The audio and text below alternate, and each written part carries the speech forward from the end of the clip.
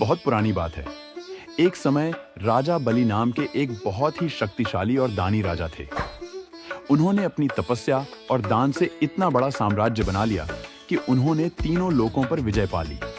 पृथ्वी लोक, स्वर्ग लोक, पाताल लोक। राजा बलि का प्रभाव इतना बढ़ गया कि देवता डर गए। देवताओं ने भगवान विष्णु से प्रार्थना की, प्रभु, राजा बलि बहुत शक्तिशाली हो गए हैं, कृपया हमारी रक्षा कीजिए। भगवान विष्णु का वामन रूप।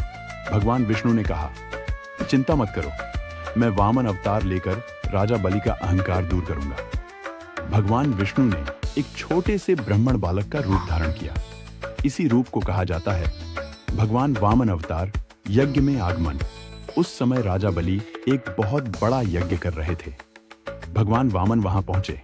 राजा बलि ने उनका स्वागत किया और कहा, हे ब्राह्मण देव, आप जो चाहें मांग सकते हैं।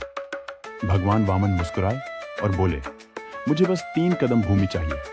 राजा बलि हंस पड़े और बोले, बस इतना सा?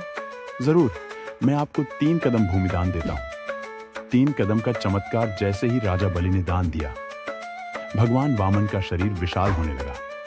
उनका रूप इतना बड़ा हो गया कि पूरा ब्रह्मांड कांप उठा। पहला कदम भगवान ने 1 कदम में पूरी पृथ्वी नाप ली। दूसरे कदम में पूरा स्वर्ग लोक नाप लिया। अब तीसरे कदम के लिए कोई जगह बची ही नहीं। राजा बलि का समर्पण। राजा बलि समझ गए कि यह कोई साधारण बालक नहीं। उन्होंने हाथ जोड़कर कहा, प्रभु, तीसरा कदम मेरे सिर पर रख दीजिए। भगवान वामन ने अपना तीसरा कदम राजा बलि के सिर पर रखा और राजा बलि को पाताल लोक भेज दिया। भगवान का वरदान।